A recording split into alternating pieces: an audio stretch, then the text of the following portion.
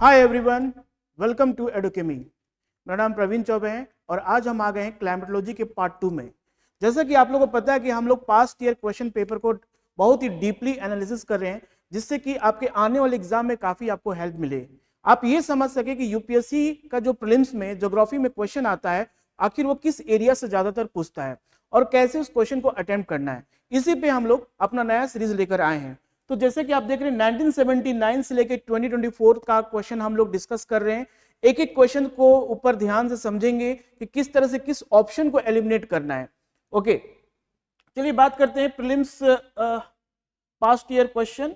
सो as मैंने बताया ये क्लाइमेटोलॉजी पार्ट 2 है और कुछ बातें हो जाए हमारा यूट्यूब सीरीज के ऊपर। सो बेसिकली हम लोग क्या कर रहे हैं कि जैसे मैंने बताया 45 इयर्स के क्वेश्चन को हम लोग सॉल्व करेंगे। थीम वाइज क्वेश्चन सॉल्व होगा, subject wise topic wise question को हम लोग सॉल्व करेंगे ताकि आपको हर एक टॉपिक आपको समझ में आनी चाहिए। देखिए यूपीएससी में ये नहीं है कि ये पार्टिकुलर टॉपिक से ही क्वेश्चन पूछेगा, वो कहीं से भी क्वेश्चन पूछ सकता है। तो आपको उस क्वेश्चन उस एरिया को पार्टिकुलरली समझना है और कैसे वहां से क्वेश्चन पूछ रहा है।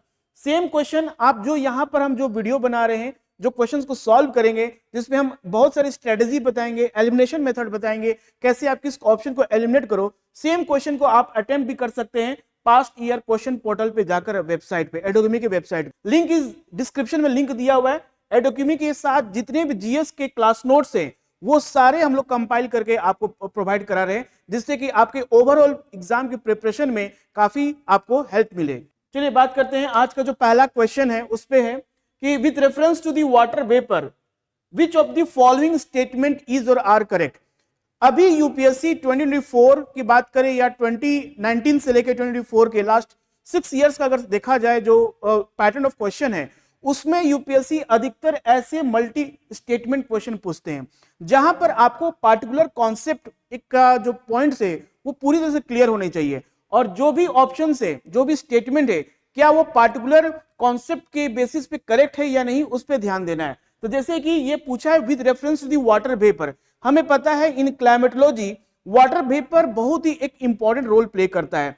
पूरे अगर एटमॉस्फेयर की कंपोजिशन की बात करें तो बाय वॉल्यूम वाटर वेपर जो है 0 से लेकर 4% वैरी करता है। आपको 4% बाय वॉल्यूम होता है। 4% आपको कहां मिलेगा? इक्वेटोरियल रीजन्स, ट्रॉपिकल रीजन्स में, जहां पर इंसुलेशन ज्यादा होता है, टेम्परेचर ज्यादा होता है, वहां पर 4% by volume water vapour present होता है। लेकिन आप जैसे ही इक्वेटर से पोल की तरफ जाओगे तो जो कंसंट्रेशन ऑफ वाटर वेपर है वो डिक्रीज करता है। ठीक है, वो डिक्रीज करते करते आपको 0.2% तक आ जाता है। इसी तरह जैसे इक्वेटर से पोल की बात करें तो concentration of water vapour decrease करता है। Same way water vapour also decrease from surface as we go up.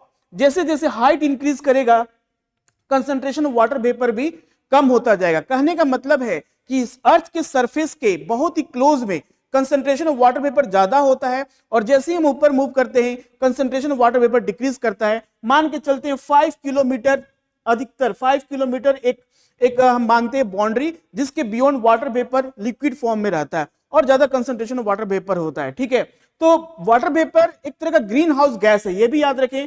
Water vapour एक ग्रीन हाउस गैस है जो कि इनकमिंग सोलर रेडिएशन को तो आने देता है, लेकिन जो अर्थ से रेडिएशन निकलता है, जो अर्थ से जो रेडिएशन निकलता है, आपको पता है अर्थ से जो रेडिएशन निकलता है उसको हम लोग कहते हैं टीआर यानी टेरेस्ट्रियल रेडिएशन। इसको ये ट्रैप कर लेता है और reradiate back to the earth surface करता है। तो ग्रीन हाउस जैसे हम बात करते हैं, वाटर वेपर जो है it act as a blanket. क्या एक्ट एज अ ब्लैंकेट? कहने का मतलब है कि ब्लैंकेट कहने का मतलब ये our it not allowed to make our earth too much hot और नॉट टू मच कोल्ड, तो it act as a blanket.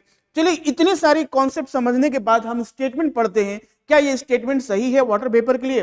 पहला स्टेटमेंट कहता है इट इज अ गैस। जैसे मैंने बताया ये ग्रीन हाउस गैस है, तो हाँ वाटर वेपर एक गैस है। The amount of which decreases with altitude. जैसे मैंने बताया कि अर्थ से जैसे जैसे ऊपर जाते हैं तो इसका जो कंसंट्रेशन है, जिसका जो अमाउंट है वो डिक्रीज करता है। तो पहला स्टेटमेंट बिल्कुल सही है। ठीक है, दूसरा स्टेटमेंट कहता है it's percentage is maximum at the pole. यहां पर ये स्टेटमेंट यूपीएससी ने जो स्टेटमेंट यूज किया है बिल्कुल ही डिफरेंट यूज किया है ताकि बच्चों को कंफ्यूज कर सके। ठीक है, अब बच्चे क्या करेंगे, ये एक तो ये डिक्रीज विद अल्टीट्यूड भी डिक्रीज कर रहा है और क्या मैक्सिमम एट द पोल ये होता है कि नहीं, इस पे आपका कंसंट्रेशन, इस पे आपको जो आपका जो ये कॉन्सेप्ट क्लियरिटी है वो काफी इंपॉर्टेंट होना चाहिए। ठीक है, तो सेकेंड जो स्टेटमेंट है एज पर जो हम लोगों ने डिस्कशन किया उसके हिसाब से रॉन्ग है, so correct answer will be only one, A only. तो देखिए कैसे यूपीएससी आपसे क्वेश्चन पूछता है, आपको पार्टिकुलर कॉन्सेप्ट जैसे कि fundamental of physical geography class 11th NCERT बहुत ही इंपॉर्टेंट है, उसका जो चैप्टर क्लाइमेट का जो चैप्टर है वो हर एक चैप्टर से यूपीएससी हर साल कोई ना कोई एक क्वेश्चन जरूर पूछता है। चलिए आगे बात करते हैं, देखते हैं सेकेंड क्वेश्चन क्या है। सेकेंड क्वेश्चन आता है with reference to the Coriolis force, again the same pattern पे क्वेश्चन पूछा है कि क्या स्टूडेंट जो यूपीएससी की तैयारी कर रहे हैं, जो ज्योग्राफी पढ़ रहे हैं, क्या उनको कोरियोलिस फोर्स के बारे में कॉन्सेप्ट क्लियर है या नहीं। So with reference to the Coriolis force which of the following statement is और आर करेक्ट।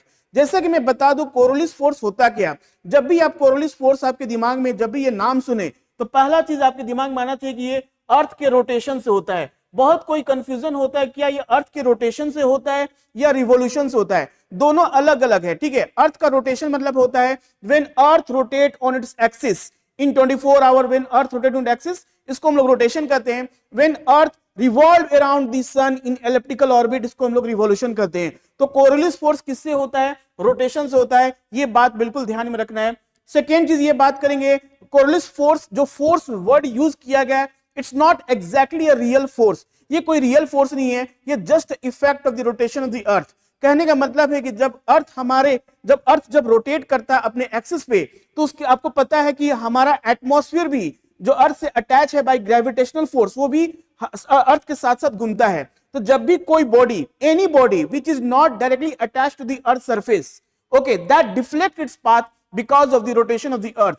और ये जो डिफ्लेक्शन होता है, इस बॉडी का जो चेंज इन डायरेक्शन होता है, उसी को हम लोग कोरियोलिस फोर्स कहते हैं। कहने का मतलब है कि अगर हम नदर्न हेमिस्फीयर की बात करें तो कोई बॉडी अगर इक्वेटर से पोल की तरफ जा रही है तो इसका जो डिफ्लेक्शन होगा वो राइट हैंड साइड होता है, ठीक है। और अगर इक्वेटर से पोल की तरफ आ रही है सदर्न हेमिस्फीयर में, तो इसका जो डिफ्लेक्शन होगा वो लेफ्ट हैंड साइड होगा। तो कहने का मतलब है कि नदर्न हेमिस्फीयर में राइट हैंड साइड होता है डिफ्लेक्शन, और सदर्न हेमिस्फीयर में लेफ्ट हैंड साइड डिफ्लेक्शन होता है। इसी को हम लोग कोरियोलिस फोर्स कहते हैं, ठीक है।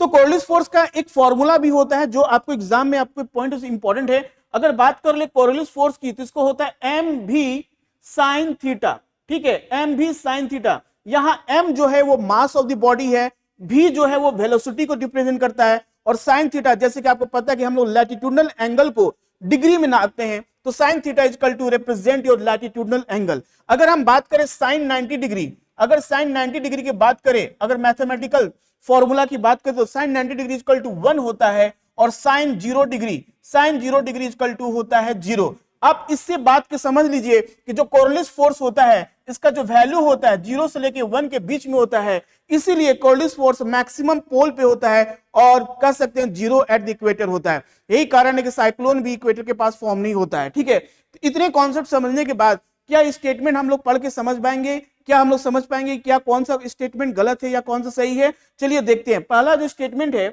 It increases with increase wind velocity. जैसे कि आपको पता है मैंने यहाँ फॉर्मूला लिखा है CF equal to mv, v equal to velocity. तो वेलोसिटी मतलब कहने का मतलब जैसे जैसे वेलोसिटी इंक्रीज होता है डिफ्लेक्शन उतना ज्यादा तेजी होता है। तो पहला स्टेटमेंट बिल्कुल सही है, it increases with increase with wind velocity. Second statement ये बताता है it is maximum at the poles and it is absent at the equator. यह भी स्टेटमेंट बिल्कुल सही है, क्योंकि हमने देखा कि साइन 90 डिग्री इक्वल टू 1 होता है और साइन 0 डिग्री इक्वल टू 0। कहने का मतलब है कि Coriolis force at the equator is 0 and 90 degree पे ये क्या होता है, मैक्सिमम होता है। तो दोनों का दोनों स्टेटमेंट यहाँ पर बिल्कुल सही है, कह देंगे option C is the correct answer, both 1 and 2। Clear है।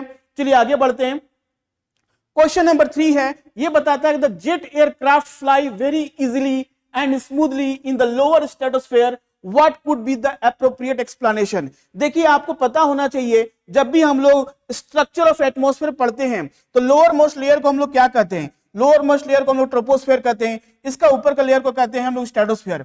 तो ये जो लेयर है इसको कहते हैं ट्रोपोस्फेयर। अब ट्रोपोस्फेयर क्यों इतना इंपॉर्टेंट होता है, आप ज्योग्राफी का अगर तैयारी कर रहे हैं, ज्योग्राफी के स्टूडेंट हैं, तो आपको ये बात बिल्कुल पता होना चाहिए कि ट्रोपोस्फेयर में जितने भी क्लाइमेट और वेदर फेनोमेना होते हैं सारे ट्रोपोस्फेयर में होते हैं। यहाँ पर एक बहुत ही इंपॉर्टेंट एक फेनोमेना देखने को मिलता है जिसको कहते हैं हम लोग कन्वेक्शन प्रोसेस। कन्वेक्शन प्रोसेस की वजह से यहाँ पर क्या होता है, टर्बुलेंस होता है, ठीक है, टर्बुलेंस होता है। इसीलिए ये ट्रोपोस्फेयर जो रीजन है at the height of 18 kilometre, 0 to 18 kilometre, okay 18 kilometre, 20 kilometre at the pole, sorry at the equator, और पोल पे ये 6 किलोमीटर होता है।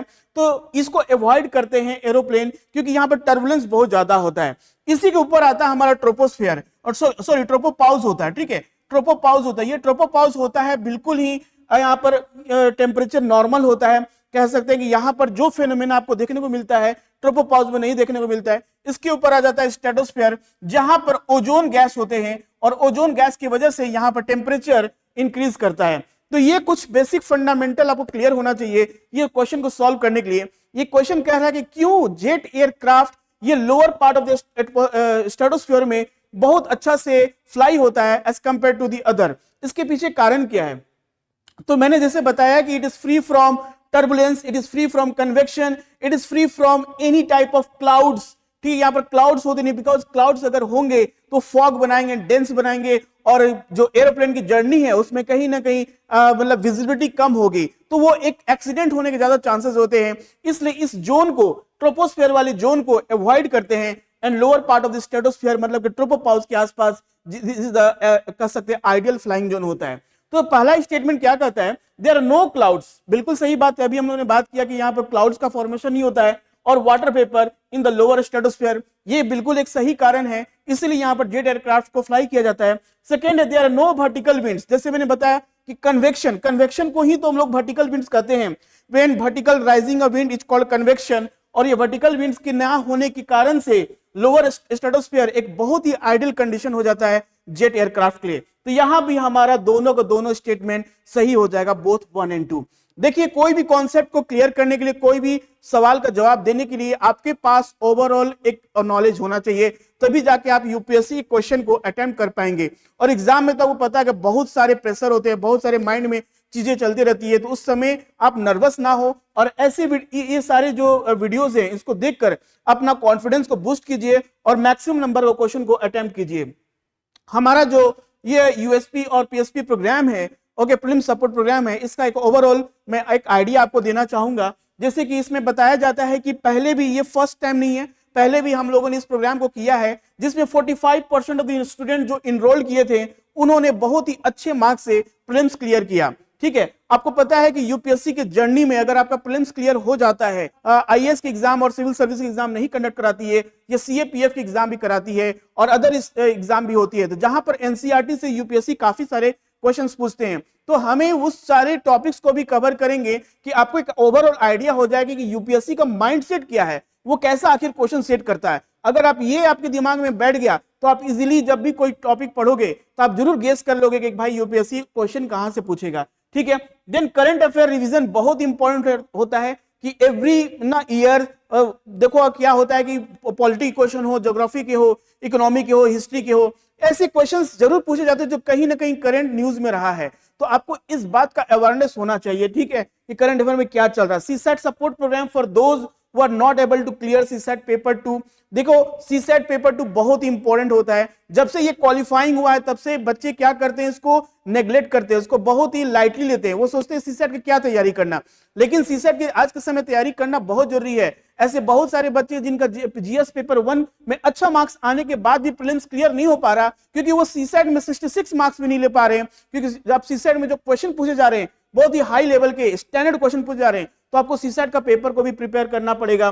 Then personalised mentorship, 1-to-1 mentorship बहुत इंपॉर्टेंट है आपके एग्जाम पॉइंट ऑफ व्यू से। आपको गाइड करना है कि आप किस जगह पे फोकस करो, कैसे फोकस करो, कितना टाइम दो। Okay, time management is very important. Okay, उसके बाद टेस्ट डिस्कशन होगा, and then we will do a most important आएगा आपका प्रयास। प्रयास का मतलब है ऑल इंडिया मॉक। आप पूरे अपने टेस्ट दो और इन पूरे इंडिया में आपका क्या रैंक है वो आप जान सकते। तो चलिए आगे बढ़ते हैं, हमारे जो क्वेश्चन डिस्कशन है। 4th नंबर ऑफ क्वेश्चन के बारे में बात करते हैं। ये कहता है normally the temperature decreases with increase in height. ये हम जानते हैं कि होता है, इसी को तो हम लोग कहते हैं नॉर्मल लैप्स रेट कहते हैं। ठीक है, 6.5 डिग्री सेल्सियस पर 1000 मीटर, ये हो गया हमारा normal lapse rate. Environmental lapse rate भी इसको कहा जाता है। Okay, in height from the earth surface, why, because ये पूछ रहा है कि हाँ, आपको ये यूपीएससी बोल रहा है कि ये बात तो बिल्कुल क्लियर है कि हाइट से जैसे जैसे हम मूव करते हैं ऊपर तो टेम्परेचर डिक्रीज करता है, लेकिन ऐसा होता क्यों है? देखिए हमारा जो ट्रोपोस्फियर है, हमारा जो एटमॉस्फेयर है, बहुत ही डायनेमिक सिस्टम है, ठीक है। हमारा एटमॉस्फेयर में बेसिकली जो अर्थ रिसीव करता है वो रेडिएशन रिसीव करता है फ्रॉम द सन। ओके, तो देयर आर 3 इंपॉर्टेंट मैकेनिज्म जहां हीट ट्रांसफर होते हैं पूरे नेचर में।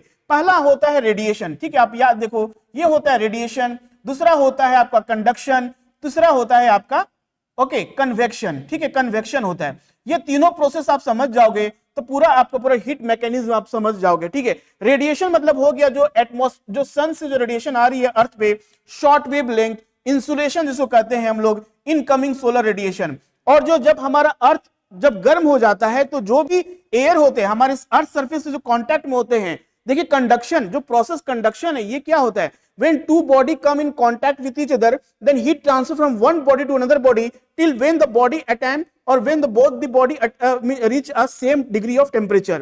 तो ऐसे केस में क्या होता है कि अर्थ के जो नजदीक जो एयर होते हैं, जो अर्थ से कांटेक्ट में होते हैं, वो गर्म हो जाते हैं, और गर्म होने के बाद यही एयर क्या होते हैं, राइज करना शुरू कर देते हैं, और इसी प्रोसेस को कहते हैं कन्वेक्शन। तो कहने का मतलब है कि जो हमारा एटमॉस्फेयर है, खास करके lower part of the atmosphere is basically heated from the below. ये समझ में आ गया आपको।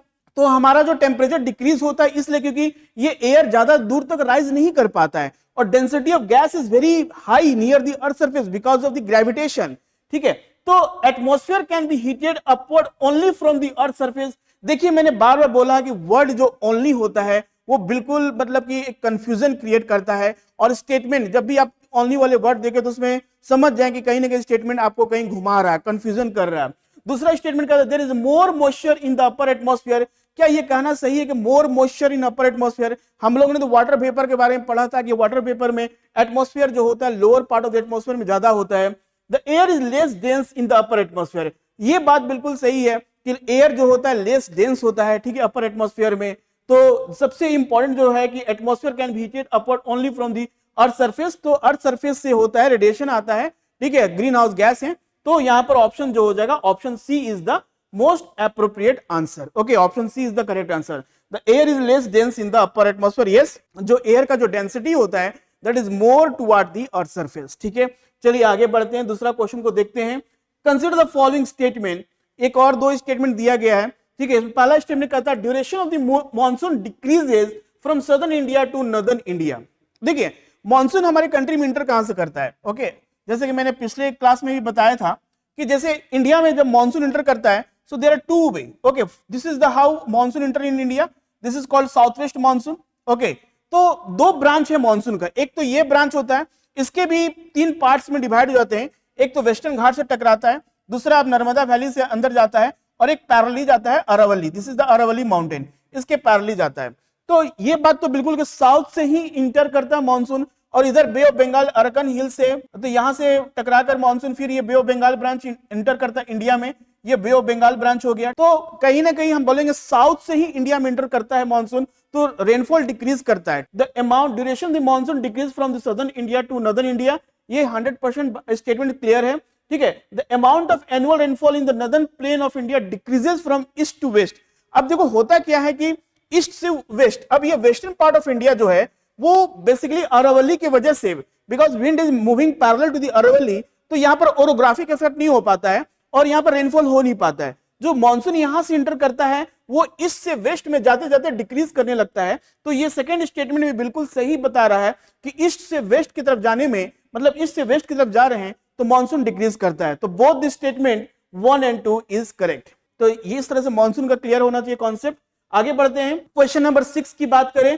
The term Goldilock zone is often seen in the news in the context. देखिए अब जब भी आप, ये क्वेश्चन कहां से पूछा है, ये तो आपके ना एनसीईआरटी में दिया है ना कहीं, ये करंट अफेयर का टॉपिक है और ये part of our solar system के बारे में बता रहा है कि गोल्डीलॉक जोन होता क्या है। गोल्डीलॉक जोन कहने का मतलब कि वैसा हमारा स्पेस में ऐसा एक जगह है जहां पर water liquid, water is in the form of liquid होना चाहिए, ठीक है, वाटर होना चाहिए, जहां पर एक हैबिटेबल जोन होना चाहिए, ठीक है, जहां पर एक लाइफ एग्जिस्ट हो सके।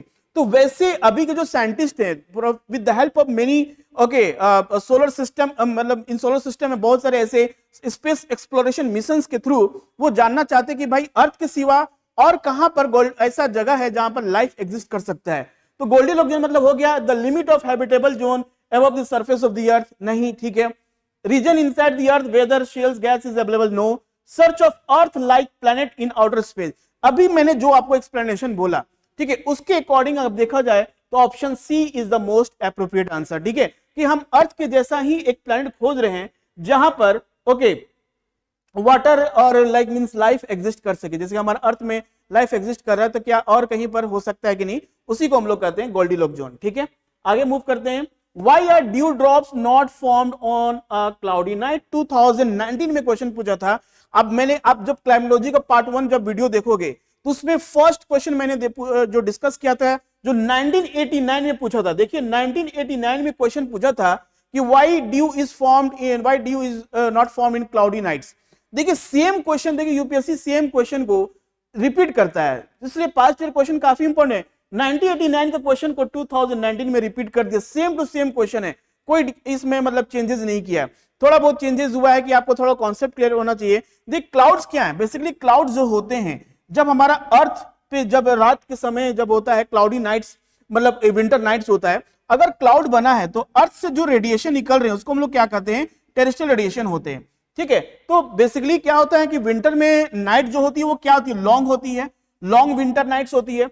और लॉन्ग विंटर नाइट्स होने के कारण क्या होता है कि जब भी रेडिएशन निकलता है तो अगर ये क्लाउड बना रहेगा तो क्लाउड क्या करेगा, इस रेडिएशन को ट्रैप कर लेगा, उसको पकड़ लेगा, उसको जाने नहीं देगा। ठीक है, अगर सपोज करो ये क्लाउड नहीं है, suppose this cloud is not present, तब तो रेडिएशन पूरे फास्ट स्पेस में चले जाएंगे और अर्थ बहुत जल्दी कूल हो जाएगा, अर्थ का जो सरफेस बहुत जल्दी कूल हो जाएगा। और जब अर्थ सरफेस कूल हो जाएगा तो इसके ऊपर जो एयर होगा वो भी क्या होगा, कोल्ड हो जाएगा और इसके ऊपर वार्म एयर बन जाएगा और इससे क्या होगा, इन्वर्जन ऑफ टेम्परेचर होगा। तो जो भी वाटर ड्रॉपलेट्स, ऐसे वाटर वेपर हैं, ठीक है, जो क्या होंगे, उनका कंडेंसेशन होना शुरू हो जाएगा। कंडेंसेशन मतलब क्या होता है कि लॉस ऑफ हीट, और वो किसी ठंडे वस्तु पे कह सकते हैं ग्रास ब्लेड्स हो, स्टोन्स हो, किसी पर जाकर अगर वहां कंडेंसेशन होता है तो वहां पर ड्यू का फॉर्मेशन हो जाता है। तो ये पॉसिबल कब है, जब हमारा क्लियर स्काई है। ठीक है, क्लियर स्काई कहने का मतलब है क्लाउडलेस स्काई, जहां पर कोई क्लाउड नहीं है। लेकिन सपोज कीजिए कंडीशन ऐसा बन गया जहां पर क्लाउड है, ठीक है, जहां पर क्लाउड है, सो क्लाउड होने से क्या होगा कि जो रेडिएशन, टेरेस्ट्रियल रेडिएशन हो रहा है नाइट में इसमें क्या होगा, cloud will trap all the radiation, okay, and it return back to the earth surface. तो यहां पर जो कोल्ड एयर बनने वाला कंडीशन था वो नहीं होगा, वार्म एयर बनेगा और इस केस में क्या होगा, ड्यू का फॉर्मेशन नहीं होगा। ठीक है, क्वेश्चन कहता है why are dew drops are not formed in cloudy night. तो ये हम जो एक्सप्लेन किया आपको, इससे पता चल जाएगा आपको statement, cloud absorb the radiation releases from the earth surface. पहला स्टेटमेंट बिल्कुल इस चीज को डिफाइन कर रहा, इसी चीज को बता रहा है, इसका रीजन बता रहा। Clouds reflect back the earth radiation, the earth surface would have low temperature on cloudy night, clouds deflect the blowing wind down this level. Okay, so here cloud absorb the radiation released from the earth surface. Okay, this is the option A is the correct answer. Okay, ठीक है, चलिए आगे बढ़ते हैं, move करते हैं। Question number 8, in the South Atlantic and Southeastern Pacific region in tropical latitude cyclone does not originate. What is the reason? ठीक है, साइक्लोन क्या होता है, साइक्लोन एक लो प्रेशर सिस्टम है, ओके, जहां पर सर्कुलर आइसोबार होता है। ठीक है, और ये सर्कुलर आइसोबार मतलब यहां पर लो प्रेशर होता है और प्रेशर है बेसिकली इंक्रीज करता आउटवर्ड। ओके, और ये कहां बनता है, साइक्लोन और एंटी साइक्लोन में, साइक्लोन टेम्परेट साइक्लोन में यही डिफरेंस है कि cyclone always form over the water body. ठीक है, और tropical region is considered as the ideal region where cyclone are formed. Okay, तो ये साउथ अटलांटिक और साउथ ईस्टर्न पैसिफिक रीजन में ट्रॉपिकल लैटिट्यूड, देखिए ट्रॉपिकल लैटिट्यूड दिया है, मतलब कि ट्रॉपिकल लैटिट्यूड मतलब हाँ ये लोकेशन है जहां पर साइक्लोन बनता है। ठीक है, tropical latitude is this, cyclone does not originate, what is the reason. अब जब आप देखो दिमाग में आपको ना ऐसे क्वेश्चंस में ना कॉन्सेप्ट क्लियर होना चाहिए, साथ में आपके दिमाग में मैप भी होना चाहिए कि आप अगर आप मैप की बात करें तो बेसिकली ये दो ऐसे लोकेशन के ऊपर बात कर रहा है जो कि हम लोग को समझना पड़ेगा। ठीक है, पहला है आपका ये पार्ट है आपका अफ्रीका, ओके, ये अफ्रीका वाला पार्ट है। ठीक है, दूसरा बात कर रहा है ये, ठीक है, बेसिकली ओके साउथ अमेरिका। ठीक है, साउथ अमेरिका। तो एक पूछा है साउथ अटलांटिक, साउथ अटलांटिक में कौन, ये आपका अटलांटिक ओशन है तो ये साउथ अटलांटिक ओशन हो गया। ठीक है, और दूसरा पूछा है साउथ ईस्टर्न पैसिफिक, ये पैसिफिक ओशन है हमारा, तो साउथ ईस्टर्न, ये साउथ ईस्टर्न पैसिफिक हो। अब ये दोनों लोकेशन को, ये बात करो अफ्रीका है और ये साउथ अमेरिका है, अब दोनों लोकेशन में यहां पर क्या होता है, यहां पर कोल्ड करंट होता है। यहां पर जैसे बेंगुला करंट प्रेजेंट है, Benguela current is the cold current, okay, Benguela current present है। और यहां पर आपको पता है पेरू करंट, ठीक है। तो पेरू करंट और बेंगुला करंट और इसको हमबोल्ड करंट भी कहते हैं, इसको हमबोल्ड करंट भी कहते हैं, ठीक है, हमबोल्ड करंट। ये करंट इस कोल्ड करंट के होने की वजह से जो साइक्लोन का जो फॉर्मेशन होता है उसकी जो कंडीशन है कि sea surface temperature must be 27 degree Celsius और मोर। तो ये 27 डिग्री सेल्सियस यहां पर बन नहीं पाता है, जिसके कारण क्या होता है कि साइक्लोन का फॉर्मेशन नहीं बन हो पाता है, ठीक है। तो हालांकि लोकेशन तो ठीक है, ट्रॉपिकल रीजन है, लेकिन यहां पर presence of, because of the presence of cold ocean current, okay, cold ocean current, cyclone is not form. So sea surface temperature are low, ठीक है। ITC jet seldom occurs, coldest force is too weak, absence of land in the region, ठीक है। तो इसमें से BCD is not appropriate answer, correct answer is option A, because here sea surface temperature is low, clear है। Now move to the next question here, ये just मैंने आप map दिखाया था कि ये यहां पर cold current present है, this region and this region, okay, okay। Now another question here related with the planetary winds. What is westerlies? As he already explained in westerlies in southern hemisphere are stronger and persistent than in northern hemisphere. See in previous class, in previous video, first video in climatology, हम लोगों ने देखा था वहां पर roaring 40s के बारे में बात किया था कि why westerlies called roaring 40s in southern hemisphere.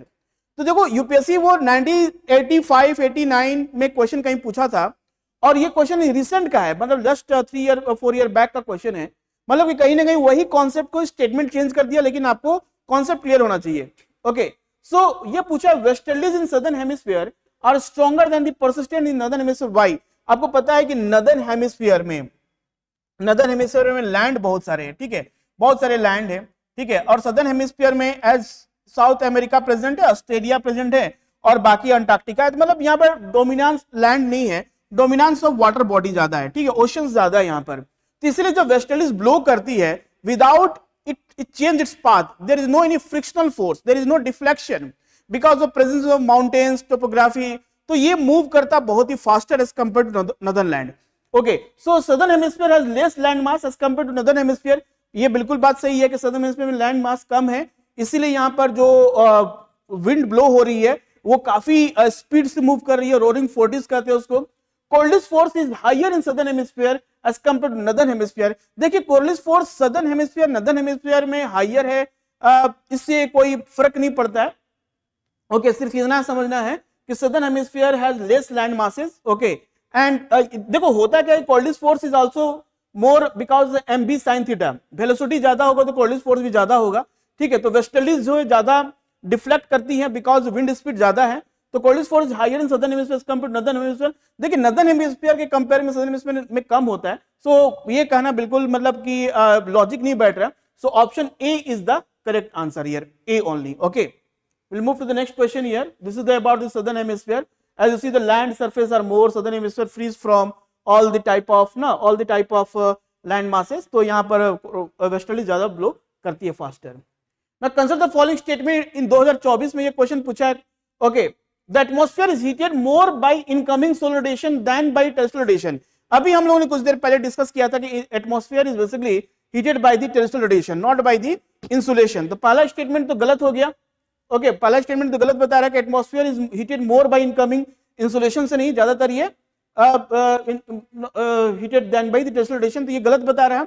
Second, carbon dioxide and other green house gas in the atmosphere are good absorber long wave radiation, ठीक है, लॉन्ग वेव रेडिएशन। अब आपको यहां पर समझना होगा कि ये टेरेस्ट्रियल रेडिएशन के बारे में बात कर रहा है, ठीक है, this is about the terrestrial radiation. और आपको पता है कि radiation that is coming out from the surface of the earth is called a terrestrial radiation and it is a short wave, okay, sorry, it's a long wave, okay, it's a long wave form, okay, it's a long wave होता है। as it depend on the temperature of the body, जितना body temperature का, जितना भी किसी body का temperature होगा, okay, उससे जो रेडिएशन निकलेगा that will be a more shorter, okay, sorry that will be a more longer. और जितना ठंडा बॉडी है उससे जो रेडिएशन निकलेगा that will be a long wave. So please don't confuse here. So जो रेडिएशन निकल रहा है अर्थ सरफेस से उसको हम लोग टेरेस्ट्रियल रेडिएशन कहते हैं and it is a long wave form, okay. So यहाँ पर statement 2 correct है, okay, statement 1 is incorrect and but statement 2 is correct. Option D is the correct answer. Okay, we'll move to the next question here. Okay, this is the how I already explained you about the convection, conduction, radiation. ये पूरे process को मैंने आपको explain किया है, ठीक है, आप समझ लो. Now question number 11 here, we'll talk about, consider the following statement: thickness of the troposphere at the equator is much greater as compared to the poles. तो ट्रोपोस्फियर का जो थिकनेस है at the equator is more, okay, as compared to the pole because of the convection process. Equator पे होता है क्या, convection ज्यादा होता है इसलिए थिकनेस ज्यादा है. पोल पे क्या होता है, कन्वेक्शन कम हो इसलिए उसका थिकनेस कम है. Statement 2 is at the equator heat is transported to the great height by strong convectional current. Okay, so equator पे हीट, ये दोनों स्टेटमेंट करेक्ट है. तो कहेंगे यहां पर both statement 1 and 2 is correct and statement 2 explain the statement 1. Okay, this is clear. Option A is the correct answer. Directly statement based question, ठीक है. देखो यहां पर हाइट है, ट्रोपोस्फियर का हाइट इक्वेटर पे ज्यादा होता है क्योंकि यहां पर कन्वेक्शन ज्यादा होता है, and the pole its low because of less convection. Okay, so question number 12, consider the following statement: jet stream occur in northern hemisphere only. क्या जेट स्ट्रीम होता क्या, jet stream is basically, okay, in troposphere jet stream होता है, it is a circumpolar होता है, okay, westerlies wind है, okay, at the height of 8 to 10 kilometre, okay, above the earth surface. Okay, this is westerlies wind blow, but it blow in both the hemisphere. Okay, southern hemisphere northern hemisphere दोनों में होता है. तो यहाँ पर northern hemisphere लिखा है तो ये करेक्ट नहीं होगा, ठीक है, statement is wrong. Only some cyclone develop an eye, होता है ऐसे बहुत से साइक्लोन होते हैं. Only mature cyclone, only mature cyclone can have an proper eye and eye wall. तो प्रॉपर आई होता है सिर्फ मैच्योर साइक्लोन का. Third, a temperature inside the eye of the cyclone nearly 10 degree Celsius lesser than that of surrounding. ऐसा नहीं, जो temperature at the eye of the cyclone is lower, okay, very lower as compare to surrounding area, इसीलिए इसको low pressure बनता है. So which of the statement given above is correct? Only statement 2 is correct. Okay, C option only 2, because northern hemisphere southern hemisphere दोनों, जब देखिए jet stream is present in northern hemisphere. दो तरह का jet stream होता है, polar jet stream, subtropical jet stream. So two jet stream present in both the hemisphere, and this is how the structure of the cyclone. I low pressure होता है as compared to the other area. Okay, so this is the completion of the discussion. Okay, one more question: the annual range of temperature in the interior of the continent is high as compared to coastal area. What is the reason? देखिए, this is the complete concept based on continentality. Now you consider here one place is Delhi here and one place is Mumbai. So Mumbai will have experience a moderate type of climate. यहाँ पर moderate climate होगा और यहाँ पर continentally होगा, यहाँ पर होगा extreme type of climate. क्योंकि ये कोस्टल एरिया से ज्यादा दूर है और यहाँ पर सी वेव कहते हैं ना, सी ब्रिज का जो है और लैंड ब्रिज का जो एक्सपीरियंस है और जो इफेक्ट है वो बहुत ही कम होगा as compare to a place which is thousands kilometre, okay, beyond the sea coastal area. तो thermal difference between land and water, variation altitude between the continent ocean, present strong wind in the interior, heavy rain in the interior as compared to the coastal area. Select the correct answer using the code below.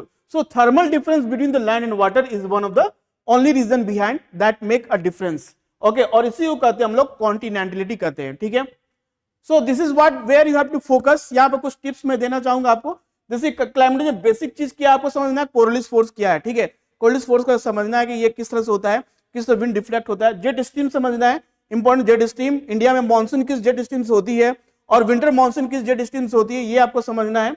Cyclone anti cyclone में क्या difference है, low pressure high pressure कैसे बनता है. Thunderstorms is one of the part of this important tricellular atmosphere circulation, and world climate is again very important. Okay, so this is all for today's discussion. हम लोग फिर से मिलेंगे दूसरे video में और नई चीजों को, नए क्वेश्चंस को आपके साथ फिर डिस्कस करेंगे. Okay, thank you, have a good day.